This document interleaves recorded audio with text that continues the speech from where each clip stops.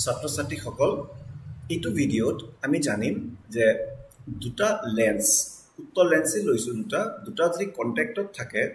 স্পৰ্শত থাকে তেতিয়া হলে সেই দুটাই মিলি মুঠ ফোকাস দৈৰ্ঘ্য কিমান কৰিব আৰু মুঠ ক্ষমতা কিমান হ'ব বিষয়টো হ'ল সংস্পৰ্শত থকা দুটা পাতল লেন্সৰ সমতুল্য ফোকাস দৈৰ্ঘ্য দুটাতকৈ বেছি কৰিব পৰা যায় কিন্তু আমি এটা দুটাই লম আৰু এটো ধৰি লম যে লেন্স দুটা সংস্পৰ্শত আছে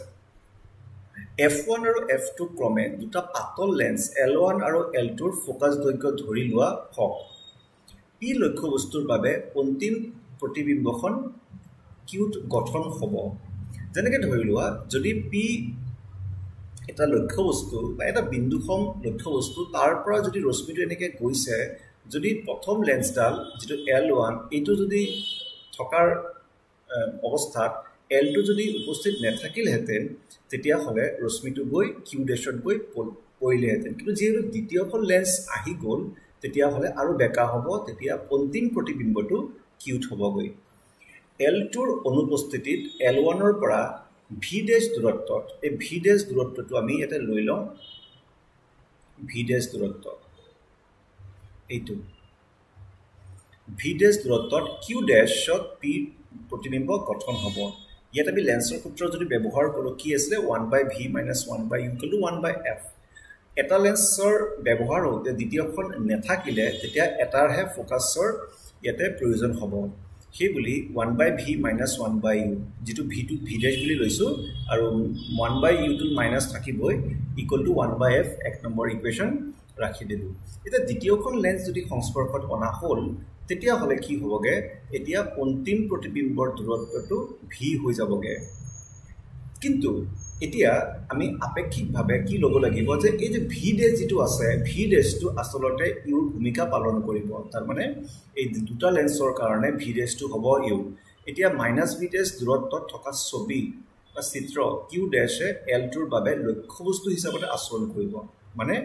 এইটো আসলতে দ্বিতীয় লেন্সৰ কাৰণে লক্ষ্যবস্তু বুলি ধৰিব লাগিব যাৰ বাবে এই দুটো লেন্সৰ সূত্ৰ 1/v - 1/u = 1/f হিটো যদি ইয়াত প্ৰয়োগ কৰো তেতিয়া হলে u টো যেহেতু u ঠাইটো v ডেশ হবে হৈছে গৈ -1/v ডেশ + 1/v যেটো অন্তিম প্ৰতিবিম্বৰ দূৰত্ব = 1/f2 এই দুটা যদি সমীকৰণ যোগ কৰি দিও তেতিয়া আমি পাম 1/v - 1/u = 1/f1 + 1/f2 কাৰণ দুয়োটাতে -1/v ডেশ + 1/v ডেশ কটা গল এতিয়া যেটো এটা লেন্সৰ সূত্ৰ আছে 1/v - 1/u = 1/f কিন্তু ইয়াতে কি পাইছো 1/v + 1/u = 1/f1 + 1/f2 তাৰ মানে 1/f = 1/f1 + 1/f2 লব পাৰিম যেটো হ'ব এই দুটাৰ সমতুল্য ফোকাস দৈৰ্ঘ্য তাৰ মানে 1/v - 1/u হ'ব 1/f যত 1/f হ'ব 1/f1 + 1/f2 যদি প্ৰথম লেন্সটোৰ ক্ষমতা p1 হয় দ্বিতীয় লেন্সটোৰ ক্ষমতা p2 হয় তেতিয়া এই সূত্ৰটো ব্যৱহাৰ কৰি আমি p1 + p2 হ'ব দুটাৰ সমতুল্য ক্ষমতা